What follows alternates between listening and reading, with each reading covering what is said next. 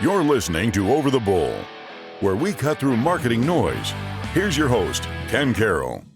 In the age of artificial intelligence and endless website builders, having a website is easy, but building one that actually works, well, that takes expertise. In today's episode, I want to get back to some of the basics, and one of those relates to business website design, and sometimes we call it business website development. Those terms are often used interchangeably, although they could have different meanings depending upon where you're coming from.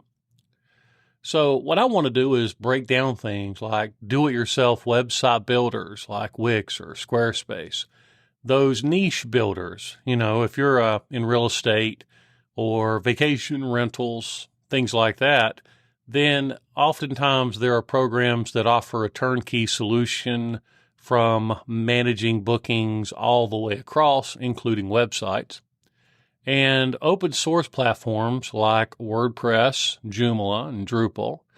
And let's more importantly understand what exactly matters when building a website. So just like anything else in life, knowing what you're trying to accomplish before you do it is really important. If you're buying a bunch of wood and a bunch of material and, you don't know if you're building a house or a deck, things can get adventurous really quick, but one thing's for sure, you're not going to meet an objective unless you know the objective you're trying to meet. So why should you have a website as a business? Well, the answer definitely is not because I need one, because I have a business and I need something to look reputable. Now, that statement in itself is true.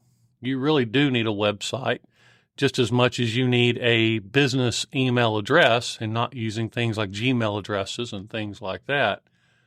But there's much more to it. You see, if you start with that premise and that's what you that's what you're searching to do, the problem is you're like, it's basically like blood in the water to a shark, especially if you're working with freelancers or designers, because they see an opportunity to whip something together that's not going to work for you, but it's going to be a high profit margin, easy turn project for them. Now, remember, your goal is to grow your business, right? And the only way you can grow your business and use the website as a tool, which that's what it is. It's a strategic tool. Even though it's like foundation for a house, it's still a tool. So you need to understand what your goals are for that website. Are you trying to get more leads? Are you trying to sell something directly on the website? Do you want someone to sign up for something on the website? And what do you want to do for people who are kicking the tires, so to speak, and just shopping versus those who are serious? Because those actions that would be taken by people who are in different places in that cycle would want different levels of engagement. So if they're kicking the tires and you're asking them to buy something, you're approaching that audience in the wrong way. So having different levels of commitment and understanding what your goals are and putting those on paper is critical. Now, conversely, if this hasn't been done with your current site and your current site started with picking a template or choosing a design or starting with designs, that's a sign that your website's not built with goals in mind. Now, the second thing is to understand your demographic.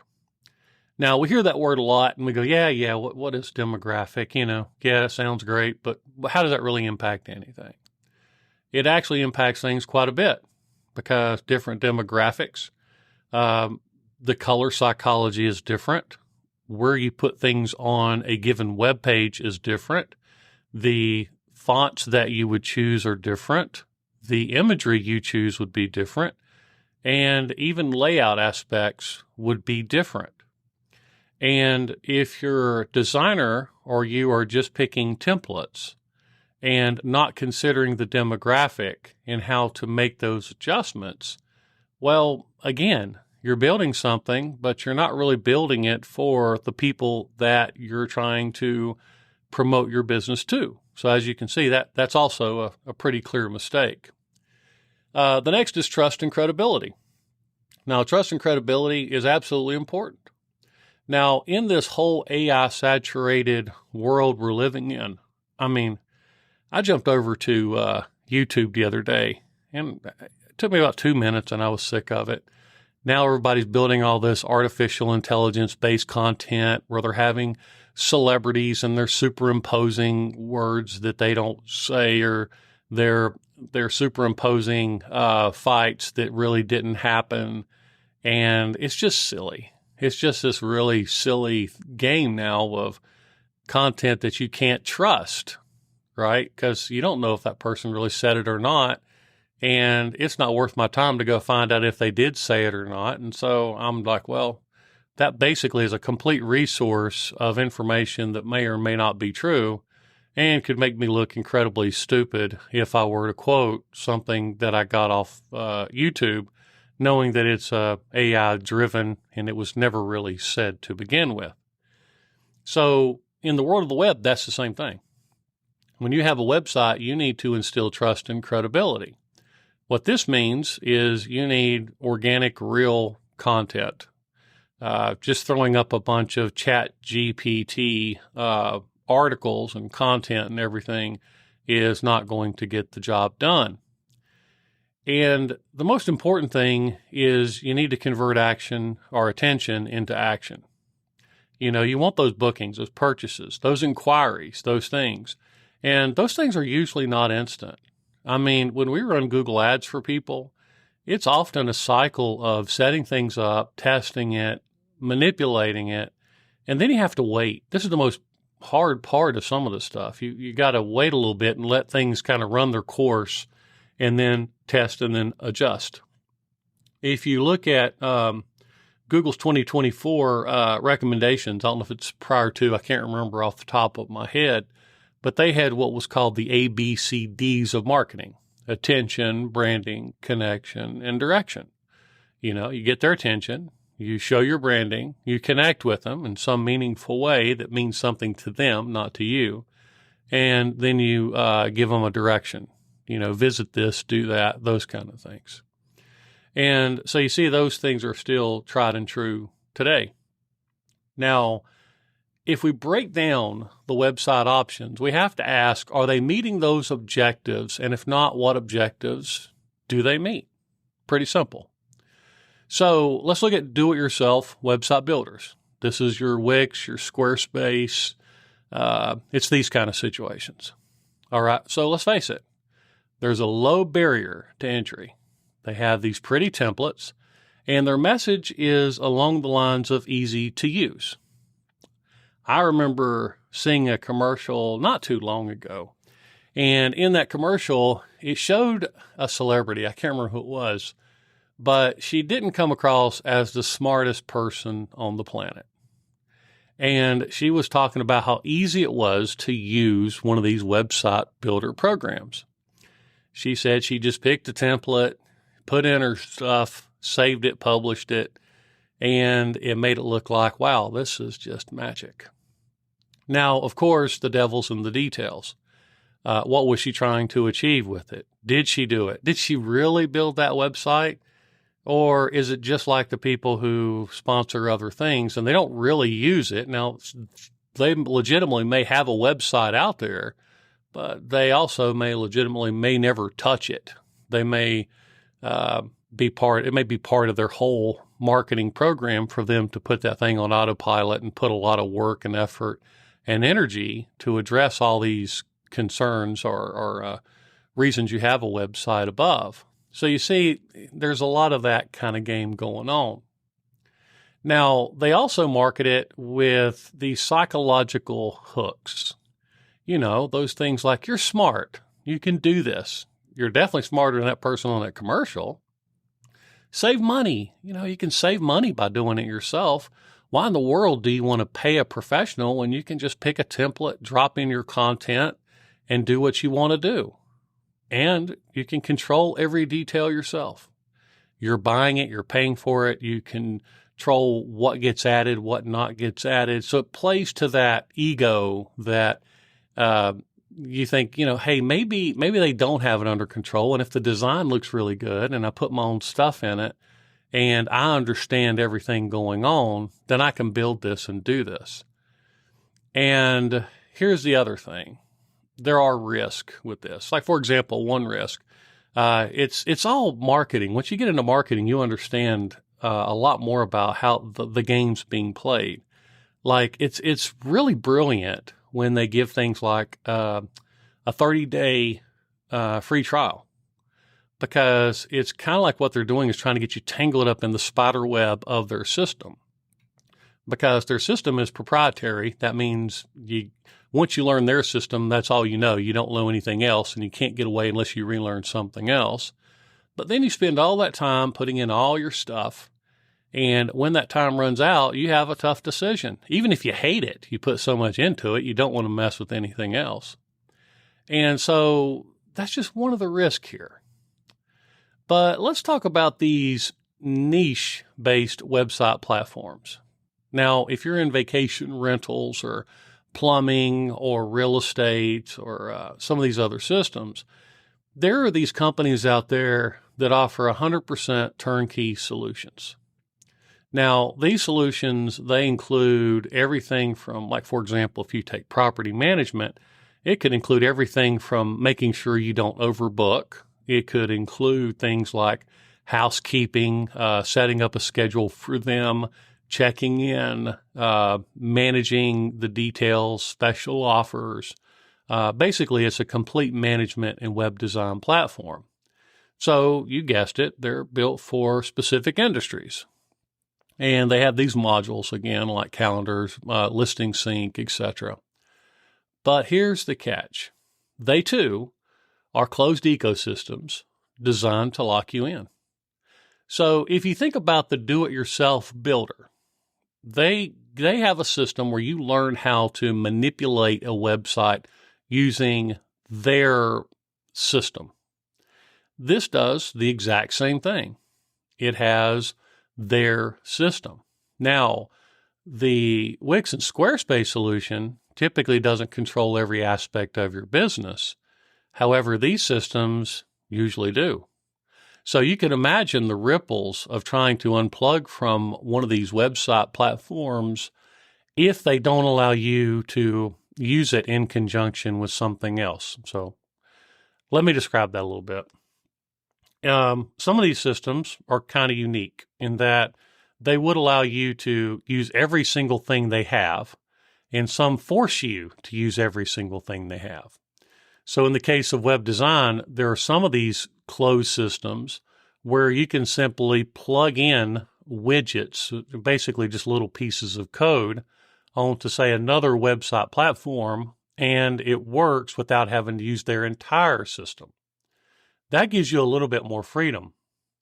However, if you're using everything they've got, and some of them will lock you into that. Some of them will absolutely say, no, we don't allow you to connect that in a meaningful way to your another website platform, mainly meaning another website solution.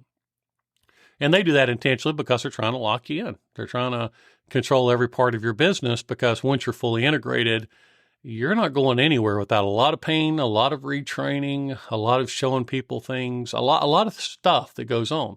So even if their development platform is lackluster, you're kind of stuck once you do that and you make that decision.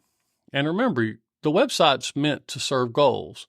Now, although there are utility-based goals that happen with a turnkey service like that that's unique, if they don't allow you to fully manage your marketing and your the way you do things, then you're going to have a lackluster result from that website, even though it may be pretty and may be performing well.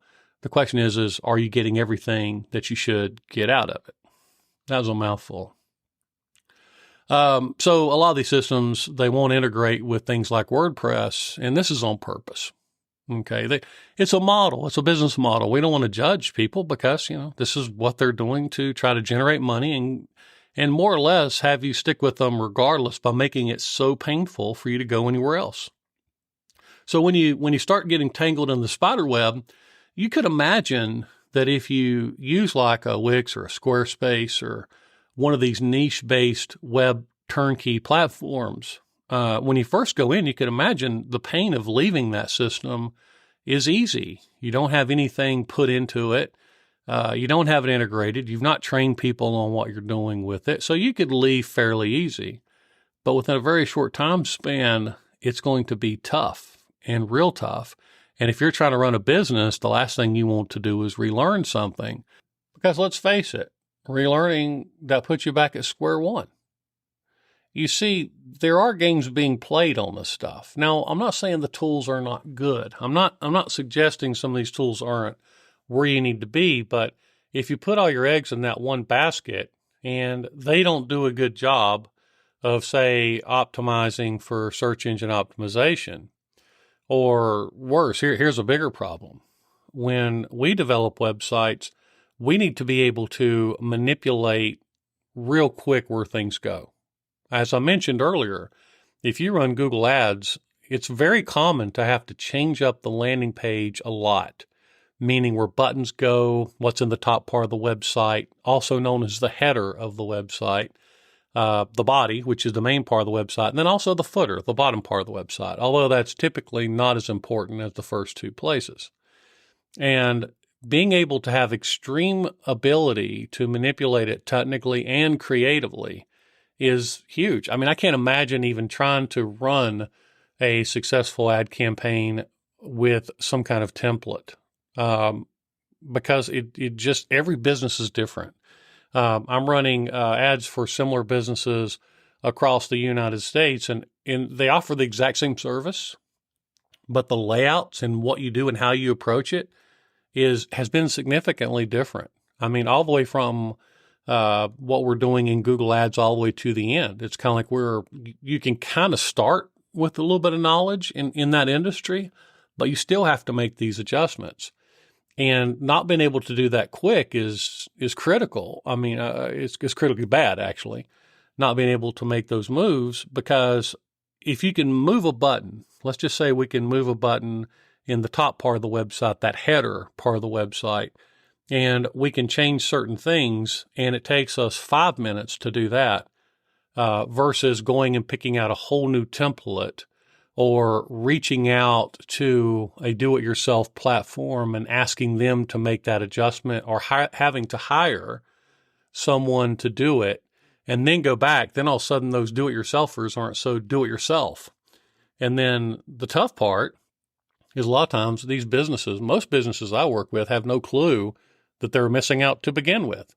They just think the web doesn't work as good for them. Patience is a lacking part of that equation also. So here's the other thing. Let's talk about these companies typically are not run by web design and marketing experts. You know, the web design part, making pretty sites is kind of easy, but making them work by combining real experience is really challenging. And so, for example, they could say they offer SEO optimized tools, which would give you the ability to put in things like in the nerd language, and I'm not going to derail the train, such as, title tags or H1 tags or meta descriptions or things like that. But when they're offering these SEO optimized, in quote, features, these really are nothing more than kind of like the very, very, very top tip of an iceberg of criteria that's needed to do well. And having to be able to deep dive into a web platform beyond the topical is important. And people who are professionals understand this. And that's why oftentimes they don't use these systems, or they steer people clear of it. Now, of course, we also have to look at the motivations of the people that are the professionals. Are they truly looking out for your best interest, or are they trying to stack the cards in their favor?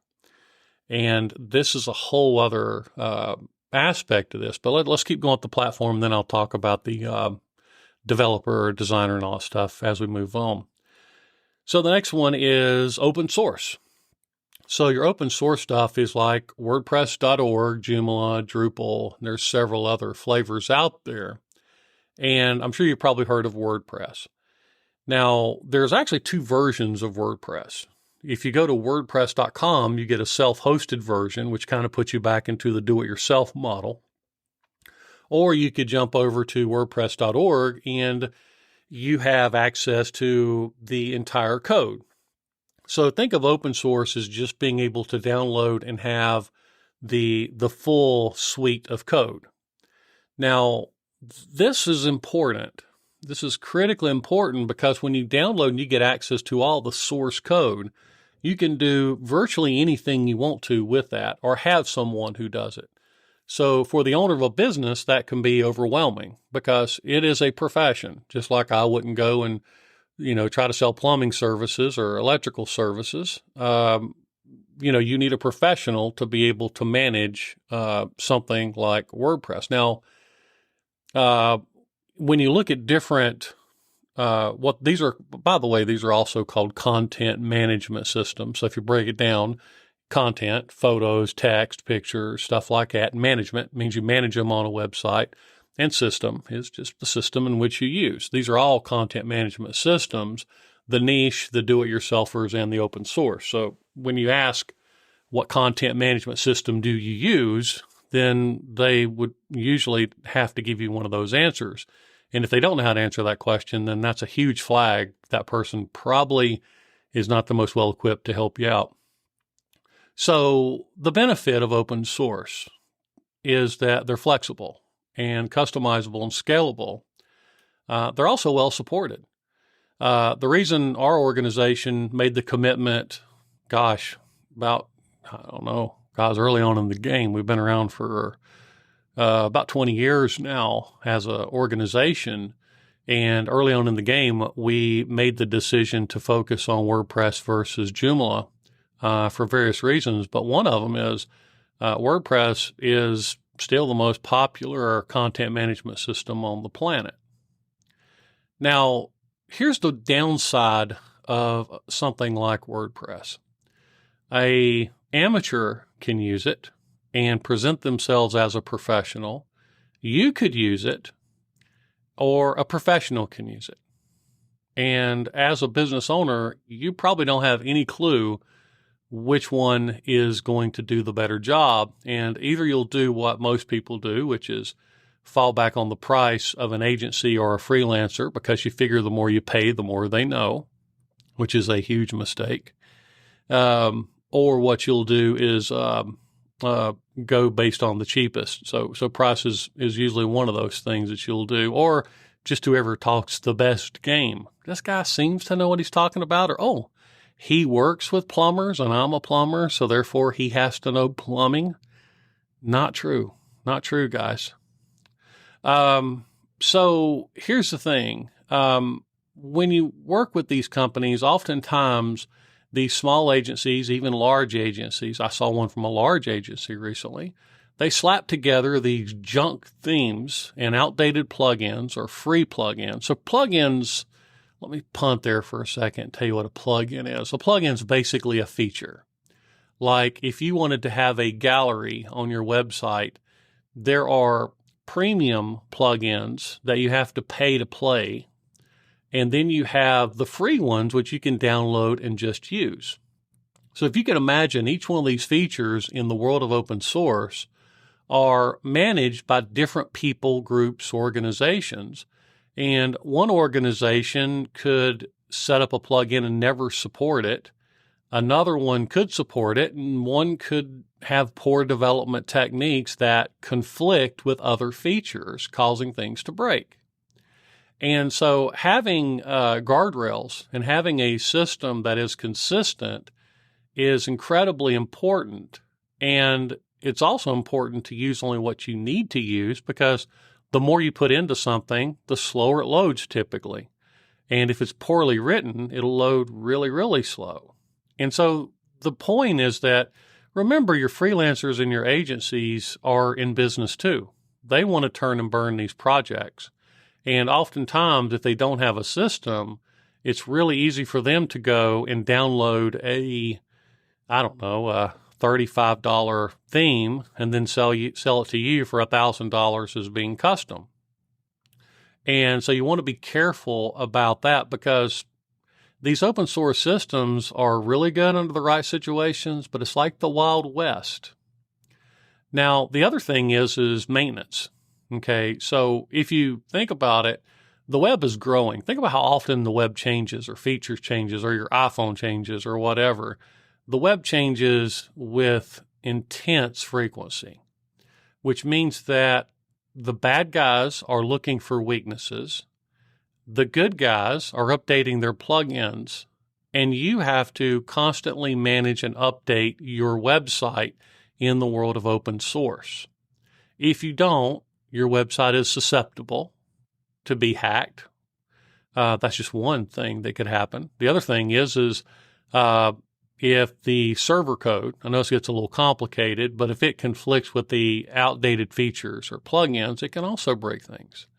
And so having a plan for this maintenance and growth are both important. And what you'll often see is a company would charge, say, a certain dollar figure. I've seen it as low as, probably, I don't know, today, I don't think I've seen it lower than probably $60, but it goes as high as like hundreds. But you never really see that it includes how they're managing it, how often they're managing it. What is the plan for maintenance? They're just charging you a lot of money for hosting.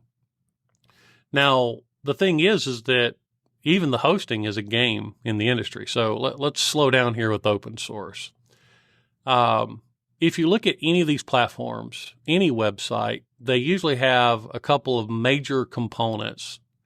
One is the domain name. That's your web address. That's just simply your address. And you register that address with places like GoDaddy, and you own the rights to that address so long as you keep paying for that address. Then you have what's known as hosting. So think of hosting as like a computer on the internet that houses all the files that make up your website, because a website is just a bunch of files that are organized in a way that's meaningful. And then you have your content management system layer on top of it.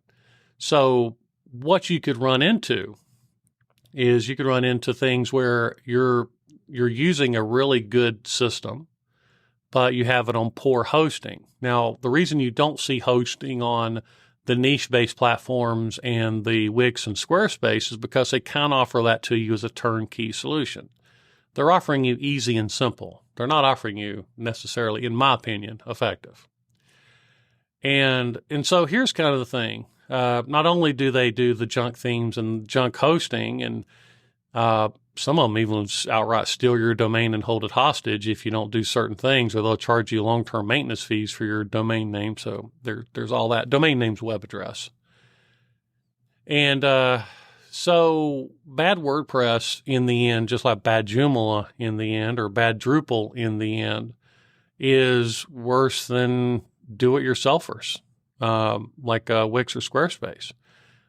Reason being is at least the Squarespace and the Wix program is keeping all the stuff in the background updated and configured, and the people that are doing WordPress bad are not considering any of the objectives that you're doing in web design.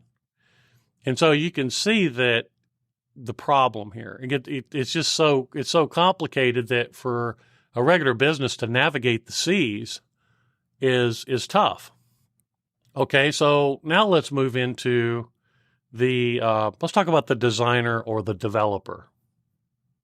And please forgive me, I've got a little bit of a cold right now, so if you pick up on any little pauses in the video, it's because I'm taking a break and drinking a little something.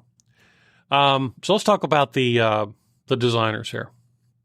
Okay, the truth is there are courses out on the internet that teach people how to build websites in a weekend or a week or a seminar style situation. The problem is that it takes a lot more than just the technical parts we discussed. It requires understanding goals and how to achieve those goals, and knowing that you're taking everything to make it meet those goals.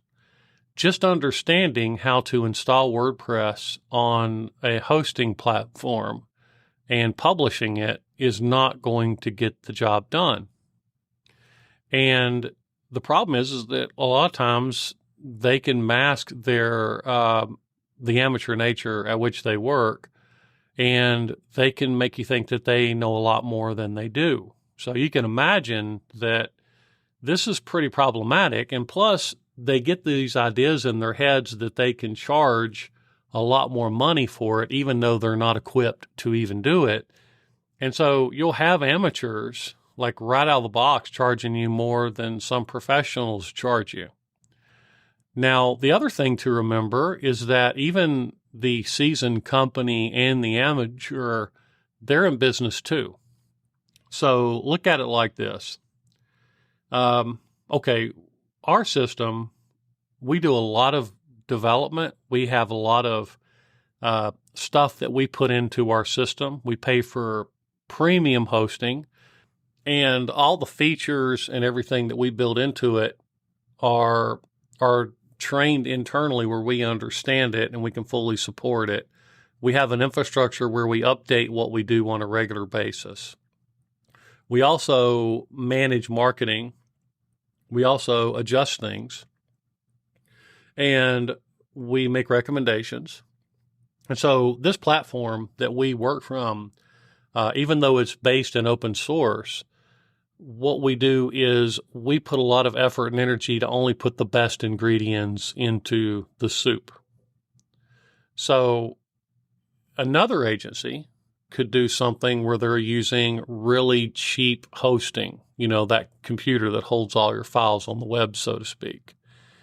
And they could also be installing WordPress by installing a free theme, which is a template, or a cheap paid theme, and they can put in a bunch of free plugins, and their overhead for their business is significantly lower than the overhead for our business. But when you look at the two sites, you have zero clue that one of them is a lot more stable, is going to be a lot more efficient, a lot more structured, a lot more managed, and the other one would not be. And so keep in mind that they're in business too. They're in business to make money, just like you're in business to make money. But shortcutting it is one of the ways in which they can dramatically decrease their overhead and dramatically increase their profits. I still go back to meeting, this guy Denny's years and years and years ago.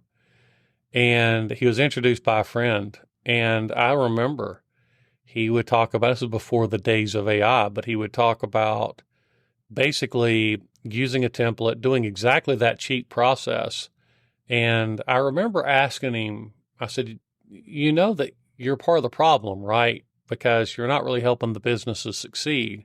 And his answer to me was, well, yeah, but where else can you make thousands of dollars this easy? And now with the advent of artificial intelligence, you can imagine that now guys like that don't even have to hire a person to write content that's organic.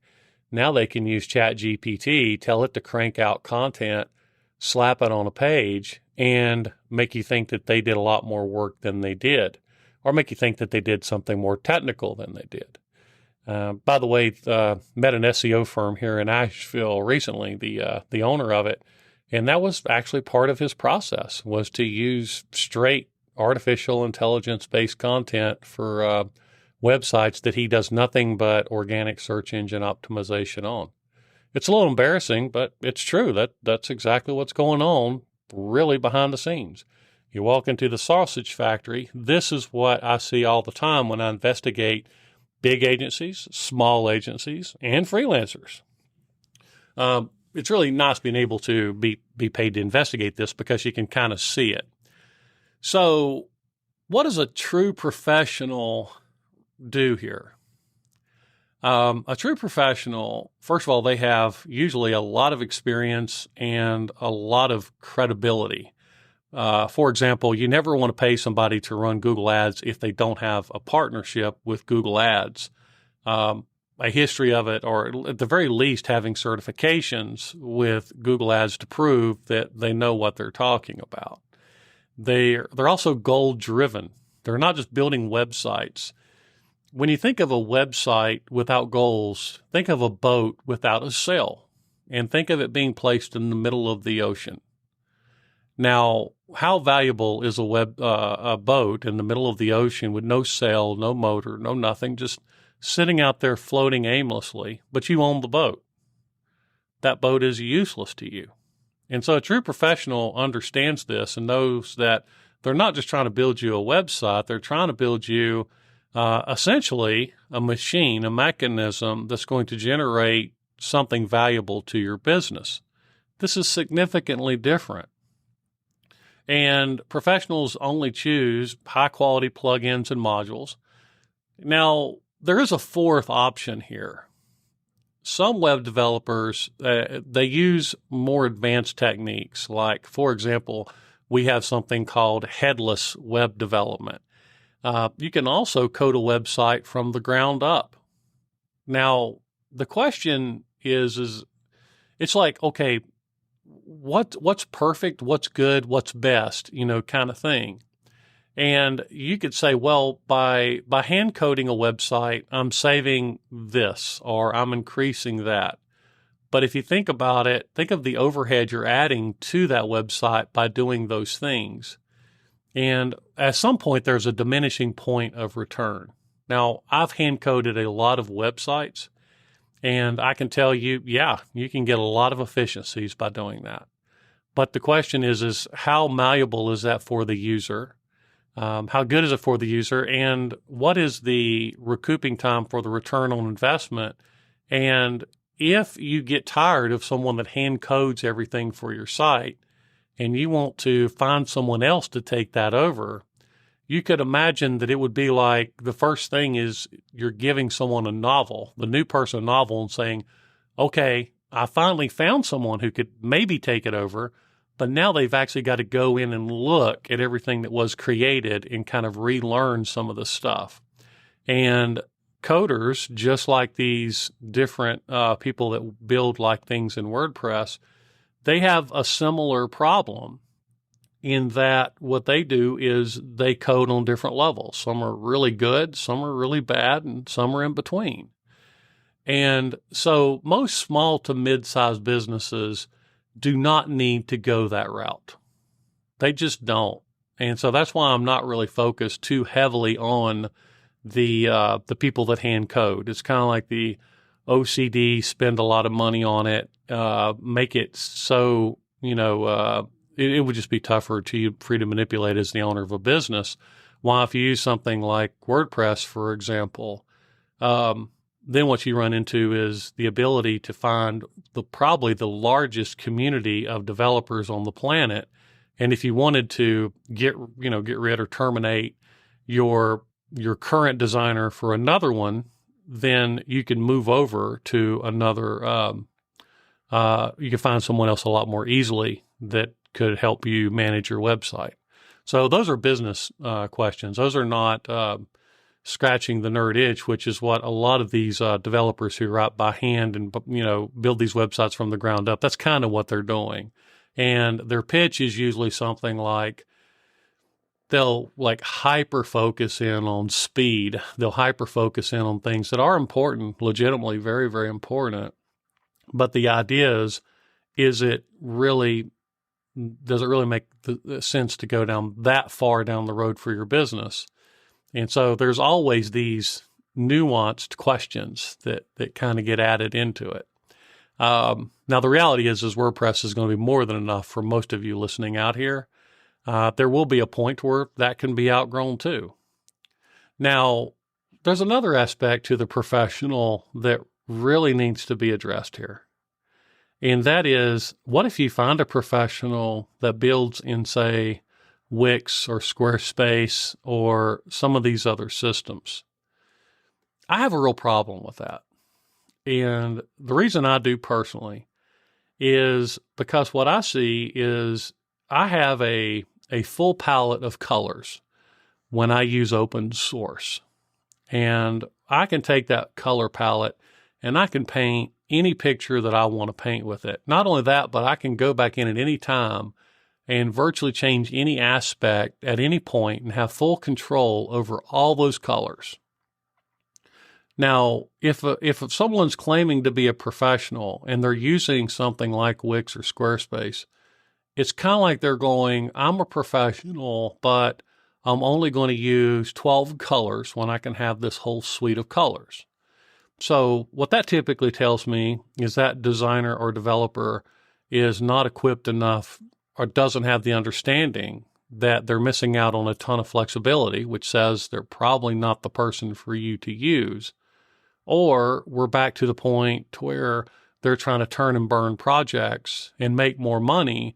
And so by building it on one of these pre-canned platforms, they may be able to charge you a little bit less, but they're also making higher margins because they don't have to worry about all the stuff that goes into a professionally built website.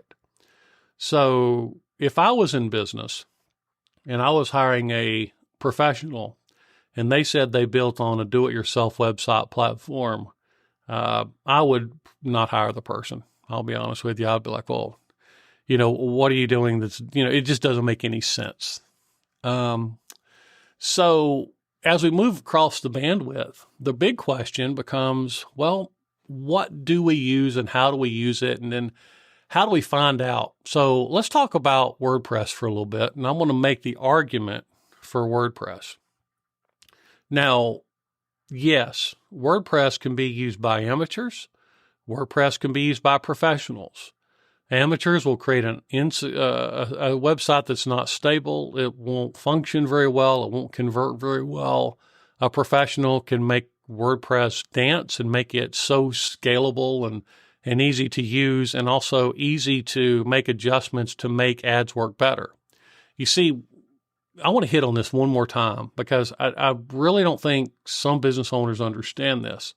But sometimes just changing where a button is or a graphic or a phone number and moving the position around can make big differences in how something converts.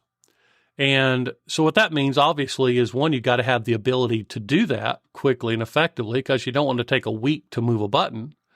But at the same time, you want to be able to be patient because you got to move it and then test it and move it and then test it. So you can imagine there's a lot of mental gymnastics in that. So there's a patience factor as well.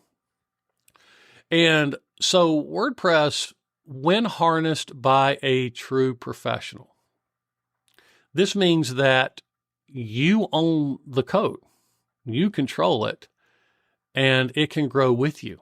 You see, do-it-yourselfers, they feel good, and I know they feel good, but they bottleneck at some point. They always bottleneck, or they become more problems than they're worth, and then you end up having to jump ship anyway. And if you wait too long to move to something like WordPress, or WordPress, in my opinion, I think it's the only one really out there worth talking about at this point in the world. And I think it's been the case for some time. Just if you Google even the number of websites that use it, it's staggering when you see how many people use it and how well it's supported across the planet. But the idea is that you do own that and you do control all the source code. So think about this. You learn WordPress once and you have a professional that shows you how to manipulate it. You don't have to learn anything else. If you leave Squarespace for Wix or Wix for a niche or whatever, then you're going to have to relearn a system all over again. You see, that's painful. And then plus you don't get to look under the hood. You don't get full flexibility. Now, WordPress is extremely, extremely flexible. It has all kinds of features. Remember, features equals plugins, SEO tools, and you can customize it in incredible ways if it's done professionally. If it's not done professionally, you can get into it and struggle moving or doing anything. And the common tactic that I see is oftentimes what you'll see is developers. I'll tell you something I do. I'm not going to go into crazy detail, but I'll basically tell you, if you open a website up and you right click on it and you go to view source in your browser, like Google Chrome or Safari or Firefox or whatever you use. And if you do a Control F on a PC or Command F on a Mac, you can search for the word theme if it's a WordPress site. And what's really interesting is it'll usually give you the name of the theme that's being used. And you can tell really quickly what theme they're using. And then you'll say the name of the theme, and then you can Google the theme. And you'll be surprised more often than not, you pay thousands of dollars for a theme that cost about $50. And they'll make the argument that they put all your stuff in it. No, it's not true. It's just simply not true. So anyway, just I'm trying to empower you, I guess, and part of the ability to empower you is to kind of walk you through exactly what's going on. Now, this also means obviously you'll never be stuck. You know, you're not stuck with one provider. You're not stuck with a Wix guy or a Squarespace guy. You can literally find WordPress developers under virtually every rock in every location across the entire globe. Now, of course, you need to requalify them because you have good ones and bad ones, but you see the flexibility that you have with using something like WordPress, which is open source, not WordPress.com, but WordPress.org. Now, here's the truth that no one's going to tell you. WordPress is only as good as the strategy and skill behind it. Now, that's also true with these other systems. The problem is that you're hobbled using the other systems where you really can't even get over the goal to begin with. It's just their action. The reason you use them is for the reasons we talked about. You want something cheap, easy, and you kind of fell prey that maybe you're smarter than everybody else because you're using something and not spending the money other people do. And so you think you found like this little secret game and you're smarter than everybody else. The reality is there's a lot of really, really good reasons that successful businesses have professionals managing their platform. It's because it's complicated and it requires expertise. So most businesses, in the end, they fail because they choose the wrong platform. They fail because they choose the wrong developer. So how do people choose the wrong people or agencies? I've seen a couple consistencies. One is they go based on what a friend uses. Two, a pretty portfolio design where they show you a bunch of websites. They won't tell you that those are usually themes if they are themes. A cheap quote or a really pricey quote. Keep in mind there's two ends of the spectrum because remember, psychologically, you think if you pay more, you're getting more. Not the case. Maybe they've got a flashy homepage with no real substance on their website. Maybe they don't have any credibility or credentials. I mean, we strive to become partners with as many organizations as we can that are meaningful to us. Like, for example, I don't carry IT certifications. IT certifications have nothing to do with marketing or web certifications. I don't hire your IT guy to build your website because he can fix your computer. No more than I sell myself to fix computers. Those are way, way too different disciplines. All right. So anyway, I've rambled enough about that.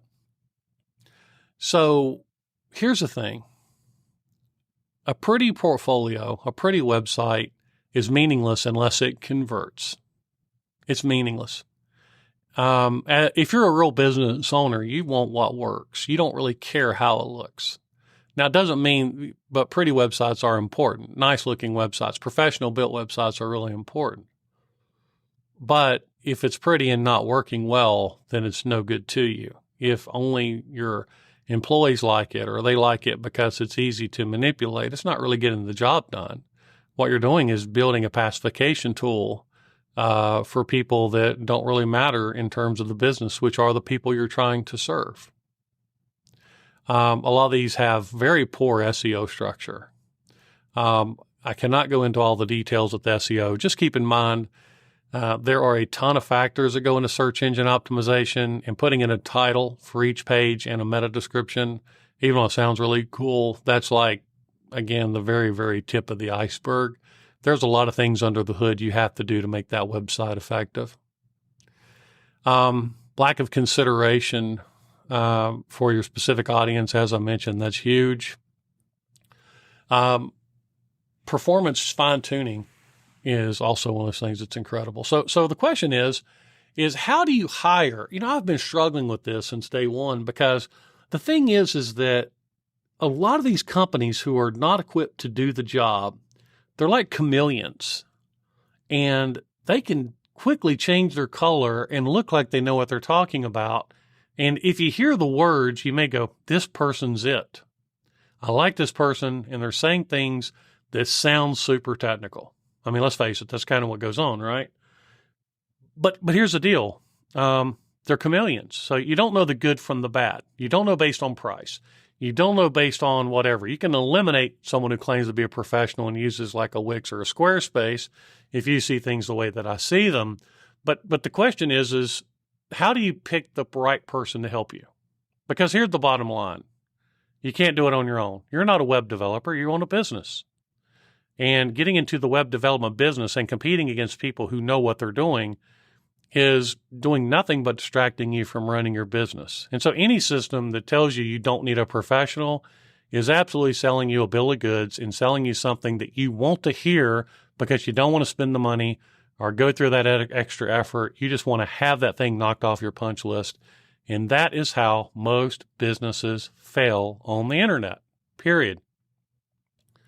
So if you're talking to a person that claims to be a professional, you need to ask a lot of questions. This is kind of where I'm at right now. So the first thing you could do is you could ask a question like, how do you define the purpose of a website before you start building it? You see, what you're doing is you're asking them to qualify their process of figuring out what your goals are and how they meet those goals and what they do to qualify what's needed to meet those goals. See, that's a lot different than do you build websites? Can you pick out a template, throw in a bunch of text, send me some pictures, and it's done? A lot different. Maybe another question is, what's your process for understanding my goals and audience? Now, this is kind of a loaded question because remember, they're chameleons. And if you're not careful, what you're doing is you're giving them clues as to what you're looking for. But what you really want to find out is, do they even think about your goals before they do it? And also think about, are they even looking at your audience to begin with? Those people you're trying to sell to. Maybe also ask, do you offer planning or consultation sessions before the design begins? In other words, are you going to help me set the foundation for this? Are you going to show me how you're doing this? You see, this is a lot different because now we're not getting in and out of a project with someone. Now they're really having to show you what they do and what goes into it. You can also ask them, how do you handle content structure, SEO, and user behavior? Now this is really important. A lot of people think that you hire an SEO person after you get your website, and that's something that should be done. Other people they think, well, as long as you put in title tags, which title tags is like the title, each web page has to have its own title, own description, unique. And some people think that's as far as it goes. And then you hire a professional if you want a deep dive. Now, as someone who's been in the SEO world now for, forever, and I'm not trying to be elusive. I mean, I can definitely point it back to 2006 and prior to. So I've seen kind of the evolution of SEO. But the idea is that it's not just that simple. It's also the structure of your website, the name of your pages, where things point to, how much you use something, how little you use other things. And the thing is that there are some points where it's very painful for an SEO guy to go in and modify a website legitimately because things that Google has already seen and has given you credit for needs to be changed in order for you to be optimal from search engine optimization. So the idea is that your search engine optimization structure really needs to be addressed before the pages are built on your website with an understanding of how they're used in the search engine optimization game. So it would be great to set that up prior to. Otherwise, you pay your web person to set up one thing, and then your SEO guy is basically doing the equivalent of redoing all the work. And you don't want to pay for someone to do that.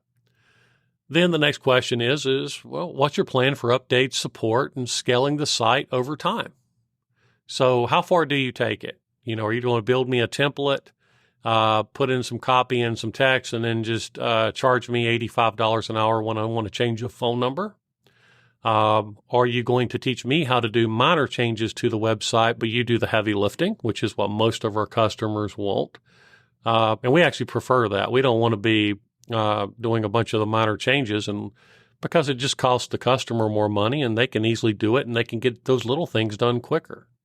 Some of these designers, what they do is they actually hold the keys to the castle, even if it is something like WordPress, and they won't give you access to it because they want to charge you every time a change needs to be done. You see how the game's being played here. The right partner in the end's never going to rush to pick a template.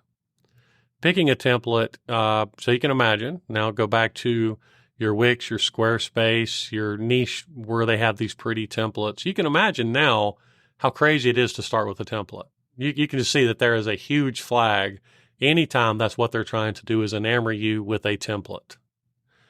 The big questions are, what are you trying to achieve? Who's this website for? What are your goals? Why are you even here? Those are the questions that I typically ask someone when they first come in, because I want to find out what they're really trying to do. I'm not trying to sell a website. I'm trying to help a business grow. And to be honest with you, it's tough sometimes, because you take on a new client, you take on a whole new series of instability, insecurity, fighting budgets, trying to work with patients, trying to guide a business legitimately through these cycles rather than just do the turn and burn. It's like you're going through, starting over. You're dating from day one all over again, and you're having to teach a whole new business things that your established customers have learned over the years, because we really focus on really teaching businesses what they need to know, because we want to make them immune to those cold emails that say, hey, I looked at your website and I saw problem X. These are all just spammy games people are doing to try to get your business. And honestly, at this point, if you've been listening to this podcast, shame on you if you're looking at any of those cold emails and you're responding to them or asking them questions or letting them send you reports. You're just asking for pain and stress in your life. If you don't trust your professional, get another professional. But don't do these little games where you're getting these emails and then confronting them with stuff that they're using as a tactic just to try to take your business away from your person. If you don't like them, just hire you somebody else. So let's do some practicality here at the end. Most of you, bottom line, should be using WordPress. Why you should be using WordPress is not just about the design, the flexibility, all the great things you do, but it also gives your business flexibility as well. You're not locked into one system, and you can take that knowledge with you wherever you go. You see, that's important, because it works just not from a marketing and design perspective, but also works good from a logistical business perspective to give you ultimate flexibility as well. It's the perfect combination for most of you.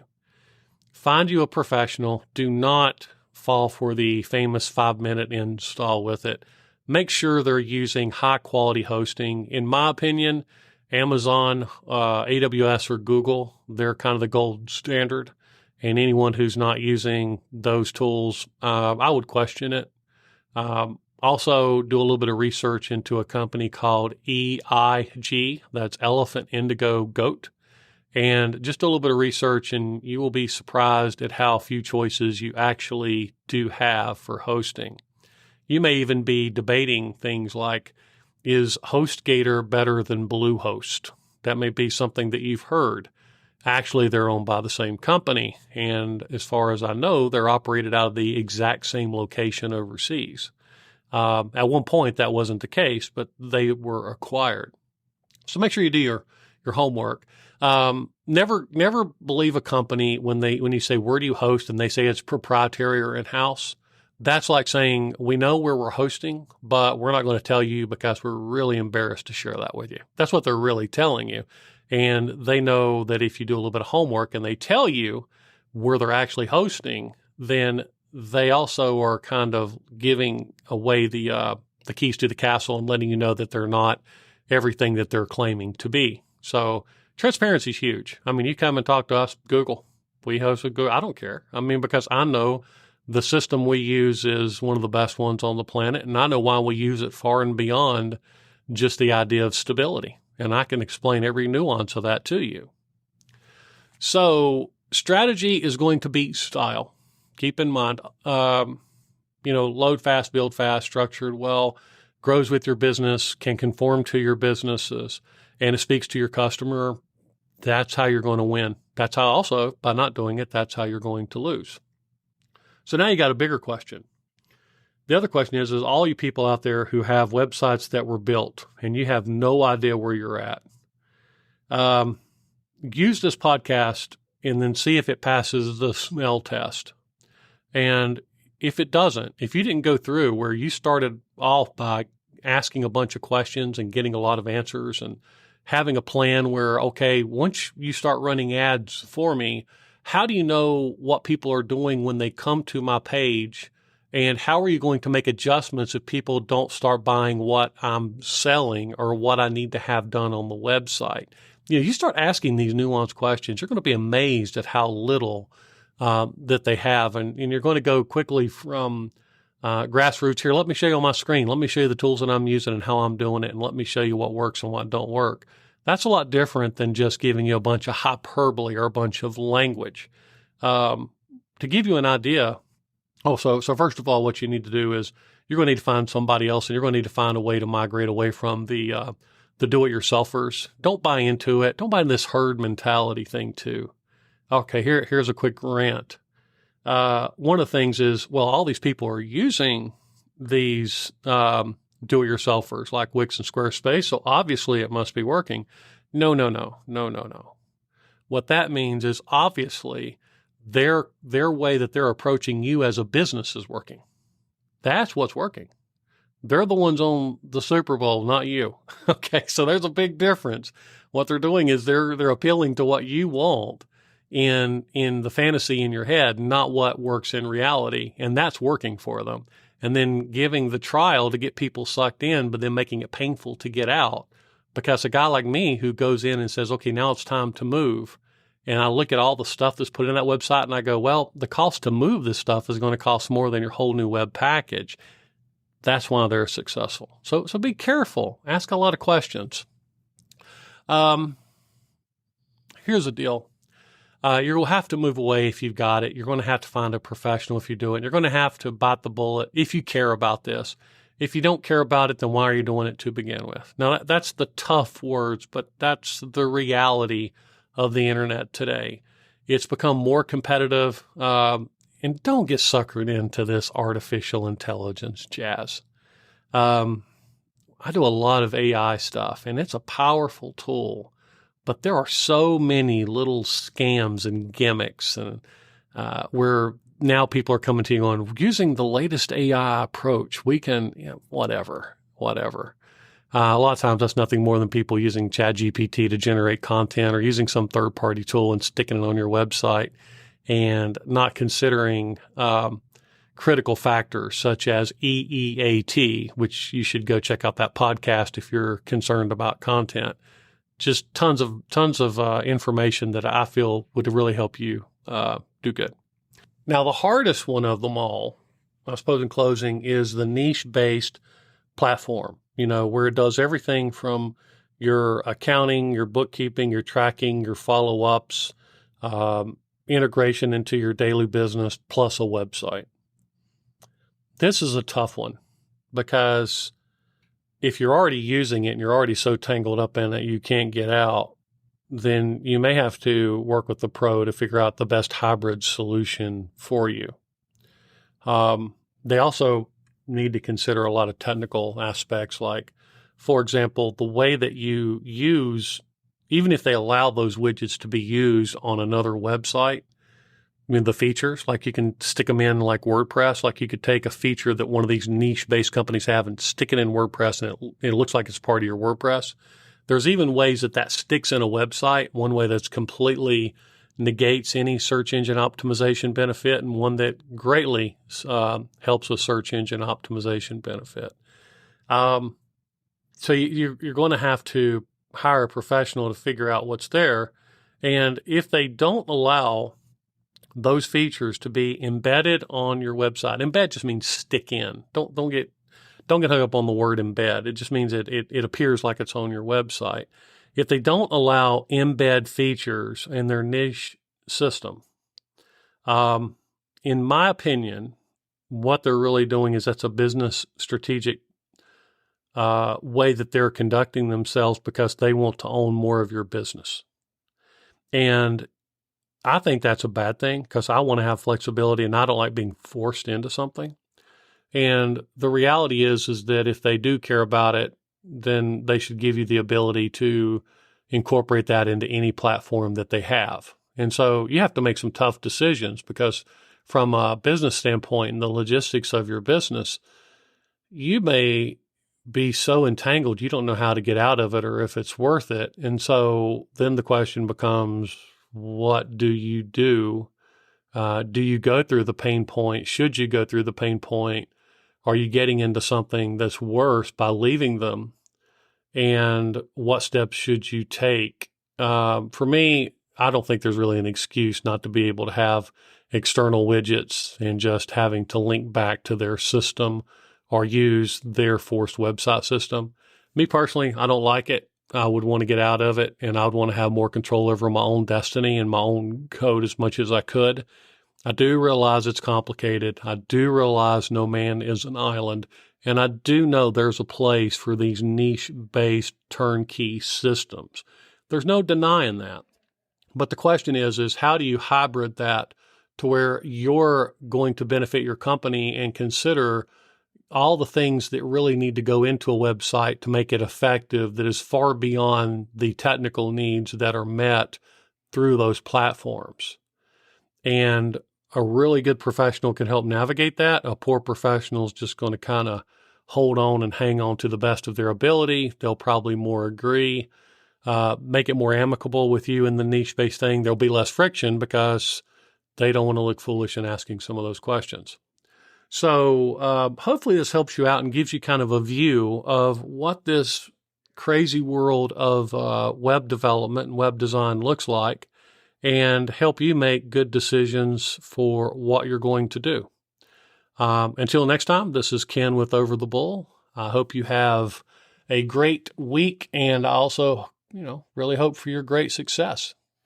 Thanks for tuning in to Over the Bull, brought to you by Integris Design, a full-service design and marketing agency out of Asheville, North Carolina. Until next time.